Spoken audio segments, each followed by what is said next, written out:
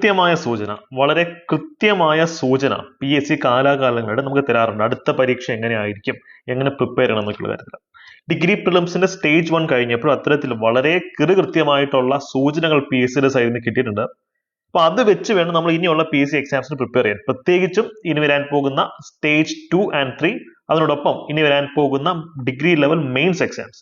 ഈ ഒരു പാറ്റേൺ, ഈ ഒരു സർപ്രൈസ്, ഈ ഒരു കണ്ടീഷൻസ് ഒക്കെ നമുക്ക് അവിടെയും പ്രതീക്ഷിക്കാം. അപ്പൊ ഇന്നത്തെ ക്ലാസ്സിനകത്ത് ഇതൊക്കെ വെച്ച് നമുക്ക് എങ്ങനെയാണ് ഇനി പഠനം ഉഷാറാക്കി മുന്നോട്ട് പോകാൻ പറ്റുന്നത് നോക്കാം. സ്റ്റേജ് 2 and 3 വളരെ കുറഞ്ഞ സമയം നമ്മുടെ മുമ്പിലുള്ളൂ. അത് നമുക്ക് മാക്സിമം യൂട്ടിലൈസ് ചെയ്യണം കേട്ടോ. അപ്പൊ ഇന്ന് ഞാൻ കുറെ മെറ്റീരിയൽസ് നിങ്ങൾക്ക് തന്നുവിടും. അസോസിയേറ്റഡ് ഫാക്ടറുകൾ തന്നുവിടും, ഹോട്ട് ടോപ്പിക്സ് തന്നുവിടും, കുറെ ക്ലാസ് നോട്ട്സ് തന്നുവിടും. അതൊക്കെ നിങ്ങൾ നമ്മുടെ ടെലിഗ്രാം ചാനലിൽ നിന്ന് ഡൗൺലോഡ് ചെയ്ത് എന്ത് ചെയ്യുക, ഇത് നിങ്ങളുടെ പഠിക്കാം. നിങ്ങളുടെ കുറെ പണി കുറഞ്ഞു കിട്ടുന്നുണ്ട്. കാര്യം നിങ്ങളുടെ സമയം സേവ് ചെയ്യാനും നിങ്ങളുടെ പണി കുറയ്ക്കാനുമാണ് ഞാൻ കഷ്ടപ്പെടുന്ന മുഴുവൻ. അതിനോടൊപ്പം ഈ പ്ലേലിസ്റ്റ് കൂടെ ഒന്ന് ചെക്കൗട്ട് ചെയ്ത് നോക്കാം. ഡെയിലി നമ്മുടെ ഡിഗ്രി ടെലിഗ്രാം ചാനലിൽ രാവിലെ അപ്ലോഡ് ചെയ്യുന്ന മോക്ക് ടെസ്റ്റ് അറ്റൻഡ് ചെയ്തിരിക്കണം. ഡിഗ്രി നിലവാരത്തിലുള്ള ക്വസ്റ്റ്യൻസ് അത് കൃത്യമായിട്ട് അറ്റൻഡ് ചെയ്തിട്ട് പോകണം. നിങ്ങളുടെ മാർക്കും റാങ്കും ഒക്കെ കൂടി ഞാൻ ഉറപ്പ് വരികയാണ്. ഈ PDF ഒക്കെ അവിടെ നിന്ന് ഡൗൺലോഡ് ചെയ്ത് പഠിച്ചോളൂ കേട്ടോ. നമുക്ക് സമയം തീരെയില്ല. അതുകൊണ്ട് തന്നെ നമ്മൾ നേരെ നമ്മുടെ ടോപ്പിക്കിലേക്ക് പോവാണ്. ഡിഗ്രി ലെവൽ പ്രിലിംസിന്റെ ഫസ്റ്റ് സ്റ്റേജ് കഴിഞ്ഞു. അവിടെ പുതിയ പല ചോദ്യങ്ങളും വന്നിട്ടുണ്ട്. അതിൻ്റെയൊക്കെ അസോസിയേറ്റഡ് ഫാക്ടർ കൃത്യമായി പഠിച്ചുകൊണ്ട് പോവാം. നമുക്ക് ഇവിടെ നിന്ന് കാലാകാലങ്ങളുടെ ചോദ്യങ്ങൾ വരാറുണ്ട്. നമുക്ക് ഇവിടെ അത് പ്രതീക്ഷിക്കാം. പ്രത്യേകിച്ച് ആർട്ട് ആൻഡ് കൾച്ചർ പോലുള്ള സെഗ്മെന്റിനകത്ത് അഭിമാനത്തോടു കൂടി പറയാണ്, വളരെ ഡിഫിക്കൽട്ട് ആയിട്ട് ഇത്തവണ വന്നിട്ടുള്ള ഒരു ചോദ്യമായിരുന്നു GR ഇന്ദുഗോപന്റെ അനോ എന്ന് പറയുന്ന നോവലിനെ കുറിച്ചുള്ള ചോദ്യം. ഇത് നമ്മൾ ടെസ്റ്റ് സീരീസിലൊക്കെ കവർ ചെയ്തതാണ്. ഇതാണ് നമ്മുടെ ക്ലാസ്സിലെ ടെസ്റ്റ് സീരീസ് നോട്ട്. ഇതിനകത്ത് കൃത്യമായി പറയുന്നത് 2024 കേരള സാഹിത്യ അക്കാദമി അവാർഡാണ് അതിനകത്ത് കിട്ടിയെന്നുള്ള കാര്യം. അസോസിയേറ്റ് ഫാക്ടറിൽ ഒക്കെ കൊടുത്തിട്ടുണ്ട്. ഈ ഒറ്റ ഫാക്ട് പഠിച്ചാൽ മതി. ഈ തേർഡ് സ്റ്റേറ്റ്മെന്റ് എലിമിനേറ്റ് ചെയ്തിട്ട് നമുക്ക് ഏത് ഉത്തരത്തിലേക്ക് എത്താൻ പറ്റും. അപ്പം ഞങ്ങൾ വളരെ ആഴത്തിലുള്ള ക്ലാസ്, ഏറ്റവും ബേസിക് ആയിട്ട് പഠിപ്പിക്കുന്നുണ്ട്. അപ്പം കുറച്ച് ഇൻഡെപ്ത് ഇറങ്ങി പഠിപ്പിക്കുന്നതുകൊണ്ടാണ്. കാരണം എല്ലാവർക്കും കിട്ടുന്ന മാർക്ക് കിട്ടിയാൽ പോരാ. നമുക്ക് ടോപ്പ് റാങ്ക് അടിക്കണമെങ്കിൽ മറ്റാർക്കും കിട്ടാത്ത ഇത്തരത്തിലുള്ള റയർ ഫാക്ടുകൾ കണ്ടെത്തി പഠിക്കണം. ഈ ചോദ്യമൊക്കെ നമ്മൾ പ്രെഡിക്റ്റ് ചെയ്ത ചോദ്യങ്ങളാണ് വരും എന്നുള്ള കാര്യത്തിൽ. അപ്പോൾ ഇതിന് അസോസിയേറ്റ് ഫാക്ടർ കൊടുത്തിട്ടുണ്ട്. അടുത്ത പരീക്ഷ എന്തായാലും വരും. അതുപോലെ തന്നെ ഈ 2023 കറണ്ട് അഫയേഴ്സ് ഒക്കെ ചോദിച്ചിട്ടുണ്ട്. കഴിഞ്ഞ 23 മുതലുള്ള കറണ്ട് അഫയേഴ്സ് പഠിക്കണം ഞാൻ പല പ്രാവശ്യം പറയുന്നതാണ്. നമ്മൾ ഇപ്പോഴത്തെ ക്രാഷ് ബാച്ചിലൊക്കെ നമ്മൾ എന്ത് ചെയ്യുന്നത്, ഇത് കവർ ചെയ്തതാണ്. 2023 അർജുന അവാർഡ് നേടിയതാർക്ക്. അപ്പൊ ഇനി വരാൻ പോകുന്ന ചോദ്യങ്ങൾ അർജുന അവാർഡ് മാത്രമല്ല, മറ്റ് ദേശീയ പുരസ്കാരങ്ങളെ പറ്റി ചോദ്യങ്ങൾ വരും. അസോസിയേറ്റഡ് ഫാക്ടറുകൾ പഠിച്ചങ്ങ് പോവാം. വളരെ വിശദമായിട്ടുള്ള PDF നിങ്ങൾക്കിവിടെ തന്നിട്ടുണ്ട്. കാര്യം അഭിമാനത്തോടുകൂടി തന്നെയാണ് പറയുന്നത്. നമ്മുടെ ക്ലാസ് നോട്ട്സ് അല്ലെങ്കിൽ ഡിഗ്രി പ്രിലിംസ് ടെസ്റ്റ് സീരീസ് ഒരു 500 രൂപ, 499 രൂപ മാത്രമേ അതിന്റെ ഒരു ഫീസ്. അപ്പൊ അതിൽ നിന്ന് വന്നിട്ടുള്ള ചോദ്യങ്ങൾ ഇഷ്ടം പോലെ ഈ പരീക്ഷിക്കുന്നുണ്ട്. നിങ്ങൾക്ക് സേഫ് ആയിട്ട് സ്കോർ നേടാൻ ഈ ഒരൊറ്റ ബാച്ച് മതി. ഇപ്പോഴും ബാച്ച് അവൈലബിൾ ആണ്. ഒരു 499 രൂപയ്ക്ക് നിങ്ങൾക്ക് എന്ത് ചെയ്യാം, നമ്മുടെ ടെസ്റ്റ് സീരീസ് ബാച്ച് പർച്ചേസ് ചെയ്യാവുന്നതാണ്. അതിനകത്ത് റിവിഷൻ ക്ലാസ്സുകളുണ്ട്. തീവ്രമായിട്ടുള്ള പരിശീലനം നിങ്ങൾക്ക് അവിടെ ലഭിക്കും. ഇനിയുള്ള കുറച്ച് സമയം കൊണ്ട് കൂടുതൽ മാർക്ക് നേടാൻ എന്തൊക്കെ വേണം അതൊക്കെ നിങ്ങൾക്ക് ആ ഒരു ബാച്ചിനകത്ത് കിട്ടും. ഈ ഒരു PDF മസ്റ്റായിട്ട് ഡൗൺലോഡ് ചെയ്ത് പറയുന്നത്. കുറേ ചോദ്യങ്ങൾ അസോസിയേറ്റഡ് ഫാക്ടർ അല്ലെ, ഇവിടെ ഇപ്പോൾ സൈബർ സെക്യൂരിറ്റിയെ പറ്റി ചോദ്യം വന്നിട്ടുണ്ട്. അതിന് അസോസിയേറ്റഡ് ഫാക്ടറുകൾ ഉണ്ട്. ഈ പേജ് തന്നെ ഏകദേശം 34 പേജ് ഉണ്ട് അല്ലേ. എക്സൽ ഷീറ്റിനെ പറ്റിയുള്ള ചോദ്യങ്ങൾ അല്ലെ, ഇതൊക്കെ നമ്മൾ അസോസിയേറ്റഡ് ഫാക്ടർ കൊടുത്തിട്ടുണ്ട്. ടെലിഗ്രാം ചാനൽ ഫ്രീ ആയിട്ട് നിങ്ങൾക്ക് കിട്ടും. ഡൗൺലോഡ് ചെയ്ത് അങ്ങോട്ട് പഠിക്കുക. ഇത്രയും വലിയ PDF ആണ്. ഇനിയുള്ള ദിവസം കൊണ്ട് നിങ്ങൾക്ക് വായിച്ച് തീർക്കാൻ പറ്റുന്ന രീതിയിലാണ് നമ്മൾ സെറ്റ് ചെയ്തിട്ടുള്ളത്. കണ്ടന്റ് ഓവർലോഡ് ആക്കിയിട്ടില്ല. അതാണ് നിങ്ങളുടെ ഹൈലൈറ്റ്. കുറച്ച് പഠിക്കുക, കൂടുതൽ മാർക്ക് നേടുക, അതാണ് നമ്മുടെ ലക്ഷ്യം അല്ലെ.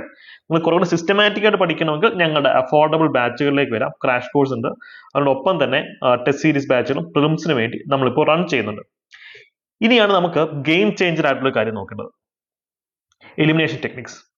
പല ചോദ്യങ്ങളും ഡിഫിക്കൽട്ടാന്ന് പറയുന്നത്. ഒന്നും ഡിഫിക്കൽട്ട് ചോദ്യങ്ങളല്ല പിള്ളേർ, നിങ്ങളൊന്ന് മനസ്സിലാക്കുക. അപ്പൊ ഞങ്ങളുടെ ബാച്ചിൽ ഇപ്പൊ വന്നിട്ട് ടോപ്പ് മാർക്ക് 70 ആണ് ഫിലിംസിന്. അതിപ്പോ ഫൈനൽ ആൻസർക്ക് വരുമ്പോൾ കുറച്ച് അങ്ങോട്ടും ഇങ്ങോട്ടും ഒക്കെ ആവും, അത് സാരമില്ല.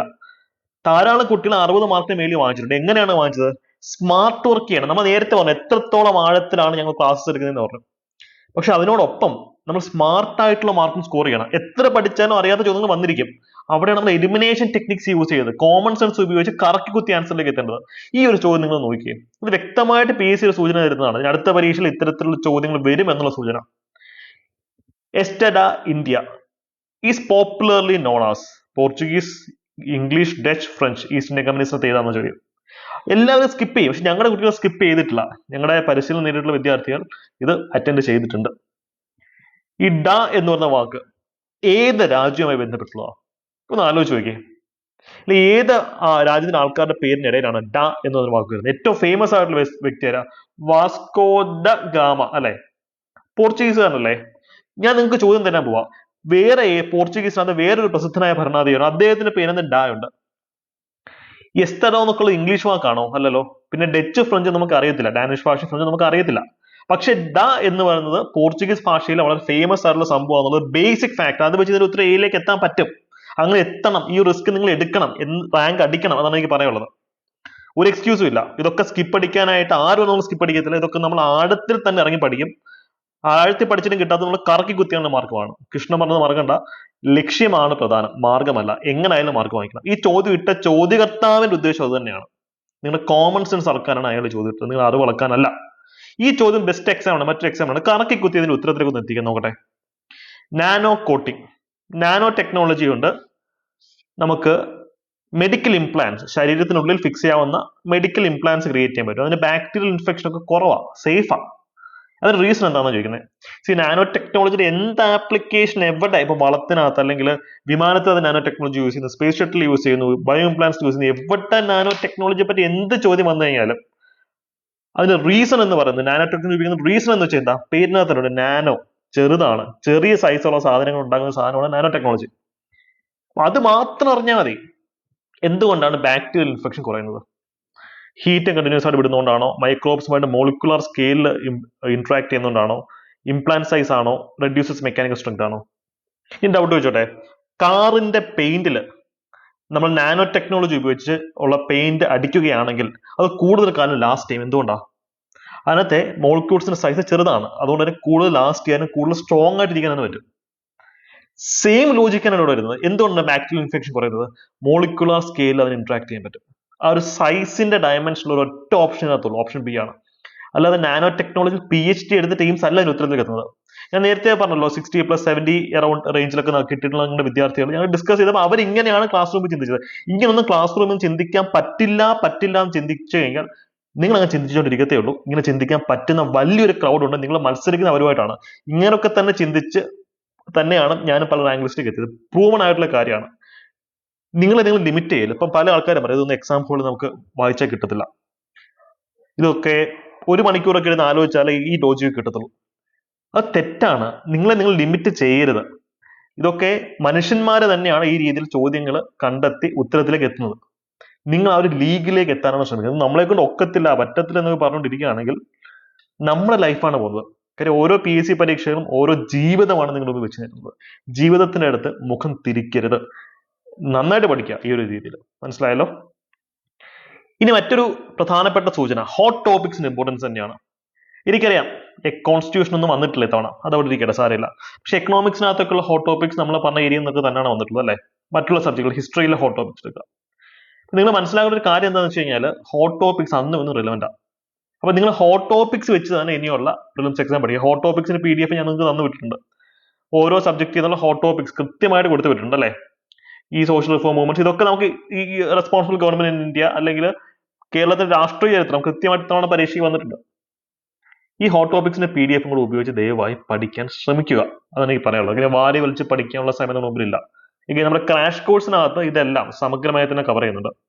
കുറഞ്ഞ സമയം കൊണ്ട് മാക്സിമം മാർക്ക് നേടിയെടുക്കാനായിട്ട് ഈ ക്രാഷ് കോഴ്സ് നിങ്ങൾക്ക് എഫക്റ്റീവ് ആയിട്ട് യൂട്ടിലൈസ് ചെയ്യും. ക്രാഷ് കോഴ്സ് എടുത്തു കഴിഞ്ഞാൽ നേരത്തെ വന്ന revision plus test series batch free ആയിട്ട് കിട്ടും. അത് എക്സ്ട്രാ ബാച്ച് പർച്ചേസ് ചെയ്യേണ്ട കാര്യമില്ല. മനസ്സിലായല്ലോ? ഇതാണ് ഹോട്ട് ടോപ്പിക്സിന്റെ ഇമ്പോർട്ടൻസ്. ഹോട്ട് ടോപ്പിക്സ് പഠിക്കാതെ പോകരുത്. മനസ്സിലായല്ലോ? ഇനിയുള്ള കുറച്ച് സമയം ഇത് കവർ ചെയ്യാൻ നമുക്ക് പറ്റത്തുള്ളൂ. ഹോട്ട് ടോപ്പിക്സ് അന്നും ഇന്നും റിലവന്റ് തന്നെയാണ്. ഇനിയാണ് അടുത്ത ചോദ്യം. പൊളിറ്റിയും കോൺസ്റ്റിറ്റ്യൂഷൻ ഒന്നും ചോദിച്ചില്ലല്ലോ. അടുത്ത സ്റ്റേജിൽ അത് ചോദിക്കാനിരിക്കാനുള്ള സാധ്യതയുണ്ട്. എനിക്ക് തോന്നുന്നു നന്നായിട്ട് ചോദിക്കേണ്ടതാണ്. സപ്പോസ് ചോദിച്ചില്ലെന്ന് തന്നെ ഇരിക്കട്ടെ, എന്നാലും ഈ റിസ്ക് നമ്മൾ എടുക്കണം. പൊളിറ്റി കോൺസ്റ്റിറ്റ്യൂഷൻ എന്ന് വെച്ച് കഴിഞ്ഞാൽ നമ്മുടെ സിലബസിന്റെ ആത്മാവാണ്. ഒരു സ്റ്റേജിൽ ചോദിച്ചില്ല എന്ന് കരുതി ഞാൻ നിങ്ങൾ ഉപേക്ഷിക്കാൻ പാടില്ല. അത് പഠിച്ചെങ്കിൽ മാത്രമേ തന്നെ മെയിൻസ് പാസ് ആവത്തുള്ളൂ. അതുകൊണ്ട് നിങ്ങൾ മെയിൻസ്, അതാ ഞാൻ എപ്പോഴും പറയുന്നതാ, നിങ്ങൾ ഒരിക്കലും പ്രിലിംസ് എക്സാമിന് വേണ്ടി പഠിക്കരുത്. മെയിൻസ് എക്സാമിന് വേണ്ടി മാത്രമേ പഠിക്കാവൂ. അപ്പൊ നമ്മൾ പ്രിലിംസ് ഓട്ടോമാറ്റിക്കായി പാസ് ആയിക്കോളും. അതാണ് അതിന്റെ ഹൈലൈറ്റ് എന്ന് പറയുന്നത്. ഇപ്പൊ സ്റ്റേജ് 1 എഴുതിയതിനു ശേഷം ഞങ്ങളുടെ സ്റ്റുഡൻസ് വളരെ ഹാപ്പിയാണ്. കാര്യം ഞങ്ങൾ അവരെ ഈ പറഞ്ഞ പോലെ പ്രിലിംസ് എന്നുള്ള രീതിയിൽ നാരോ ഡൗൺ ചെയ്തല്ല പഠിപ്പിച്ചിട്ടുള്ളത്. കാര്യം പ്രിലിംസും മെയിൻസും പഠിക്കാൻ ഏകദേശം ഒരേ തലവേദന തന്നെയാണ്. എന്താ പിന്നെ മെയിൻസിനൊക്കെ പഠിച്ചാൽ മതിയല്ലോ. അതാണ് നമ്മൾ ഹൈലൈറ്റ് ചെയ്ത് കാണേണ്ടത്. അപ്പൊ ആ ഒരു മെന്റാലിറ്റിയിൽ പഠിച്ചു കഴിഞ്ഞാൽ പൊളിറ്റിയും കോൺസ്റ്റിറ്റ്യൂഷനും എല്ലാം ഒന്ന് നോക്കിയിട്ടുണ്ട്. അതിന്റെ ഹോട്ട് ടോപ്പിക്സ് ഇടേണ്ടത് മസ്റ്റായിട്ട് പഠിച്ചേ പറ്റൂ. അടുത്ത സ്റ്റേജിൽ ഇവിടുന്ന് ചോദ്യങ്ങൾ വരാം. ഓക്കെ, ഒരു സ്റ്റേജ് ചോദിച്ചില്ല എന്ന് കരുതി അത് ഉപേക്ഷിക്കരുത്. ഇനി PSC ഇരുന്ന മറ്റൊരു പ്രധാനപ്പെട്ട സൂചന ഇതാണ്, ടൈം മാനേജ്മെന്റ്. നിങ്ങൾ അളവല്ല, നിങ്ങളുടെ ടൈം മാനേജ്മെന്റ് ആണ് ഇവിടെ ഏറ്റവും ഇമ്പോർട്ടൻ്റ് ആയിട്ട് PSC ചെക്ക് ചെയ്യുന്നത്. ഞങ്ങൾക്ക് നല്ല ടൈം മാനേജ് ചെയ്യാൻ കപ്പാസിറ്റി ഉള്ള ഒരു ബ്യൂറോക്രാറ്റിനെ മതി എന്നുള്ളൊരു സ്റ്റേറ്റ്മെന്റ് ആണ് PSC വരുന്നത്. പല ആൾക്കാരും സമയം തികഞ്ഞില്ല എന്നുള്ളൊരു പരാതിയായിട്ട് വരുന്നുണ്ട്. നിങ്ങൾ മനസ്സിലാക്കുക, 1.25 മണിക്കൂറിനകം അല്ലേ, 1 മണിക്കൂർ ഏകദേശം 15 മിനിറ്റ്, ഈ സമയം കൊണ്ട് നിങ്ങൾ 100-ൽ 100 മാർക്കും വാങ്ങിക്കണ്ട. ഇത് നിങ്ങൾ വളരെ സേഫ് ആയിട്ടുള്ള സ്കോറിലേക്ക് എത്തുക അല്ലേ. വളരെ സേഫ് ആയിട്ട് ഒരു 45 to 60 ആ ഒരു റേഞ്ചിൽ നിങ്ങൾ മാർക്ക് സ്കോർ ചെയ്ത് കഴിഞ്ഞാൽ നിങ്ങൾക്ക് ഏത് പരീക്ഷ കട്ട് ഓഫ് ക്രാക്ക് ചെയ്യാൻ പറ്റും. എല്ലാ ചോദ്യങ്ങളും ശരിയാക്കാൻ ശ്രമിക്കുമ്പോഴാണ് നമുക്ക് സമയം തരുന്നത്. നമുക്ക് സേഫ് ആയിട്ടുള്ള സ്കോറിലേക്ക് എത്താൻ പറ്റും. ഇവിടെ ചെയ്യേണ്ട കാര്യം മാത്സിൽ തുടങ്ങി. നിങ്ങൾ മാത്സിൽ പുലിയാണെങ്കിൽ ഓക്കെ, അതല്ലെന്നുണ്ടെങ്കിൽ നിങ്ങൾ ഒബ്വിയസ്ലി GK ചോദ്യങ്ങൾ സ്റ്റാർട്ട് ചെയ്യുക, പിന്നീട് റീസണിങ് ചോദ്യങ്ങൾ ചെയ്യുക അല്ലേ, പിന്നെ ഇംഗ്ലീഷ് മലയാളം, അവസാനം മാത്രമേ മാത്തമാറ്റിക്സിലേക്ക് കടക്കാവൂ. നിങ്ങൾ മാത്സിൽ കിടിലമാണെങ്കിൽ ഈ പറഞ്ഞ ഒന്നും നിങ്ങൾ മൈൻഡ് ചെയ്യണം, മാത്സിൽ തന്നെ സ്റ്റാർട്ട് ചെയ്തോളൂ. Okay, time management is extremely important. Minimum 2 റൗണ്ടെങ്കിലും ചോദ്യ പേപ്പർ വായിക്കാൻ പറ്റണം.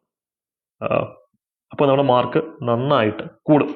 അപ്പോൾ ഇതാണ് ടൈം മാനേജ്മെന്റിന്റെ കാര്യത്തിൽ PSC നമുക്ക് തരുന്ന സൂചന. നിങ്ങളൊരു കാര്യം മനസ്സിലാക്കുക, ഈ പഠിച്ചു തുടങ്ങിയിട്ട് കുറെ കാലം ആയാലും ഇതൊരു രക്ഷപ്പെട്ടില്ലേ, ഒരു ജോലിയും കിട്ടിയില്ലേ എന്ന് നിങ്ങളുടെ മുഖത്ത് നോക്കി ചോദിക്കുന്ന കുറെ ആൾക്കാർ നിങ്ങളുടെ ചുറ്റുമുണ്ടല്ലേ. അപ്പൊ അവർക്കൊക്കെ കൊടുക്കാൻ പറ്റുന്ന മറുപടി എന്ന് വെച്ചാൽ നിങ്ങളുടെ വിജയം മാത്രമാണ്, നിങ്ങളുടെ സക്സസ്. അപ്പൊ ഇവരൊക്കെ അത് കാണുമ്പോൾ സഹിക്കത്തില്ല. കളിയാക്കാൻ അവർ നിന്ന ആൾക്കാരെ നിങ്ങൾ ജയിച്ച് നിൽക്കുന്ന കാണുമ്പോഴത്തേക്കും അവർക്ക് ഒരിക്കലും സഹിക്കാൻ പറ്റത്തില്ല. അതാണ് സ്വീറ്റ് റിവെഞ്ച് എന്ന് പറയുന്നത്. അപ്പൊ ആ രീതിയിൽ വിജയിച്ച് കാണിക്കണമെങ്കിൽ നമ്മൾ അപ്ഡേറ്റഡ് ആയിട്ട് ട്രെൻഡ് അറിഞ്ഞ് PSCയുടെ പാറ്റേൺസ് തിരിച്ചറിഞ്ഞ് സ്മാർട്ട് വർക്കും ഹാർഡ് വർക്കും യൂസ് ചെയ്ത് തന്നെ പഠിക്കണം. ഞാൻ നിങ്ങൾ തൊട്ട് മുമ്പ് കാണിച്ചു ഏറ്റവും ഹാർഡ് ആയിട്ടുള്ള ചോദ്യങ്ങൾ എങ്ങനെയാണ് ഞങ്ങളുടെ ബാച്ചിൽ നോക്കുന്നത്. അതുപോലെ തന്നെ എങ്ങനെയാണ് ഞങ്ങൾ പഠിപ്പിക്കാത്ത ചോദ്യം വന്നാൽ പോലും കറക്കി കുത്തി ആൻസറിലേക്ക് എത്താൻ പറ്റുക. ഈ 2 ഡയമെൻഷൻ, ഹാർഡ് വർക്കും സ്മാർട്ട് വർക്കും, ഇത് ചേർത്ത് വെച്ചുകൊണ്ട് വേണം നമ്മൾ എപ്പോഴും പഠനം മുന്നോട്ട് കൊണ്ടുപോകാൻ. അതിനകത്ത് ഒരു എക്സ്ക്യൂസും പറയാൻ പറ്റില്ല. അപ്പം ഇത്രയൊക്കെയാണ് എനിക്ക് ഇന്നത്തെ ക്ലാസ്സിൽ പറയാനുള്ളത്. അപ്പോൾ നിങ്ങൾ തോറ്റ് കാണണം എന്ന് ആഗ്രഹിക്കുന്ന ഒരു സമൂഹത്തിന് മുമ്പിൽ ജയിക്കും എന്ന് ഉറപ്പുള്ള വ്യക്തികൾ വിൻ എന്ന് കമന്റ് ചെയ്യുക. ഇതൊരു പ്രോഗ്രാമിംഗ് ആണ്. ഒരു 10 പ്രാവശ്യം ഒരു പേജ് എടുത്തിട്ട് വിൻ വിൻ വിൻ എന്ന് എഴുതി കഴിഞ്ഞാൽ നമ്മുടെ തലച്ചോറിന് പ്രോഗ്രാമിംഗ് മാറും, നമ്മൾ വിന്നർ മൈൻഡ് സെറ്റിലേക്ക് മാറും. അതുകൊണ്ടാണ് ഞാൻ നിങ്ങൾ വിൻ എന്ന് കമന്റ് ചെയ്യാൻ പറയുന്നത്. അപ്പൊ ആ ഒരു കോൺഫിഡൻസ് ഉള്ള ആൾക്കാർ ഇപ്പൊ തന്നെ കമന്റ് സെക്ഷനിൽ അഫേം ചെയ്യുക, കമന്റ് ചെയ്യുക, വിൻ, വിജയം, വിൻ എന്ന് തന്നെ കമന്റ് ചെയ്യുക കേട്ടോ. അപ്പോൾ നമ്മുടെ ബാച്ചിനെ പറ്റി കൂടുതൽ ഡീറ്റെയിൽസ് അറിയാനായിട്ട് ഈ ഒരു നമ്പറിൽ കോൺടാക്ട് ചെയ്താൽ മതി. All the best.